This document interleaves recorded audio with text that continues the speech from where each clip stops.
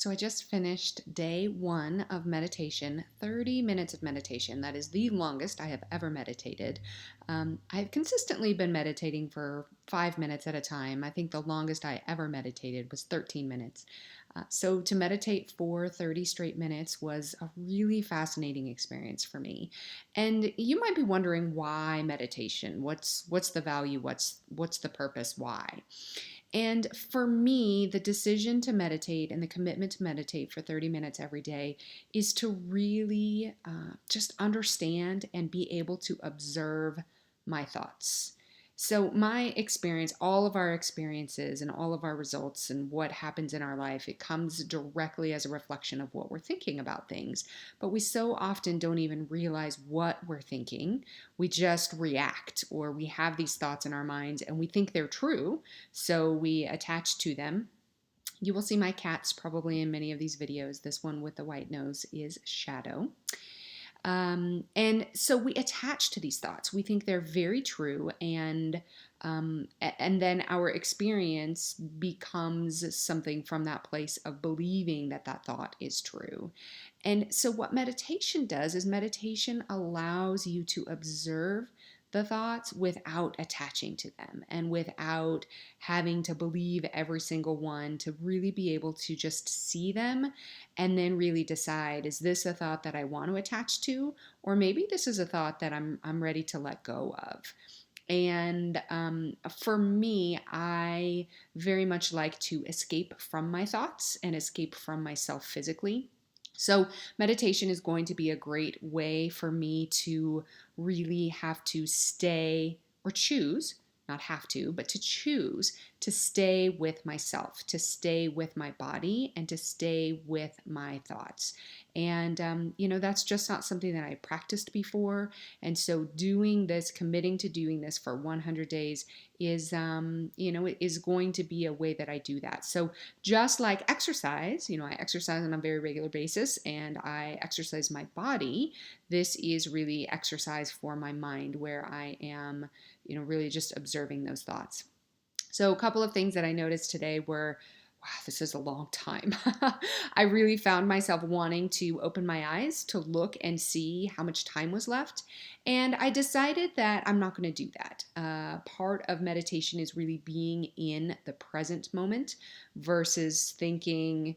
And so I decided that if I'm looking to see how much time is left, that's not being in the present moment. That's me, anticipating and not being able, wondering, when is it going to be over? When do I get to do something else?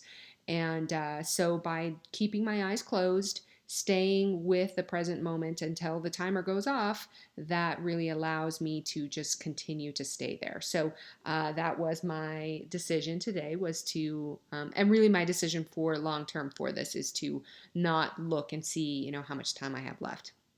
This sweatshirt that I'm wearing, I think Shadow likes these, but I'm actually wearing a Byron Katie sweatshirt, which is quite appropriate for today. It says, even the present is in the past. And so that goes along with this, really just being in that present moment. And as soon as you talk about the present moment, it's actually already over. And so that's what Byron Katie means by this quote, even the present is in the past. The other thing is that I'm going to decide the day before when I will meditate the next day, very much like I do with my physical exercise. I look at my calendar and I say, okay, at this time I'm going to, exercise tomorrow. So I'm going to do the same thing with meditation. And when I have the time and when this works in my schedule, I'm actually going to meditate right after lunch. And the reason that I'm going to do that is actually typically the time for me where I experience urges to eat more, and where I would say the majority of my binges occur is in the afternoons, shortly after lunch during the week. So this is a time I'm going to choose intentionally to meditate during this time, because when I binge, that is another way where I really am escaping myself and I'm escaping my thoughts. So to be able to meditate, be with my thoughts, observe my thoughts, be in my body in a time where my brain really wants to escape, I think will be a really powerful thing for me, and a way that I can really transform this habit and really just get to know myself on a deeper level, and not really attach so much, judge so much, question so much those thoughts that are there. So I did experience a little bit of a physical urge or craving during this past meditation. I noticed it, kind of saw that it was there, kind of saw where my mind started going to thinking about how it felt, thinking about a little bit, started thinking about food.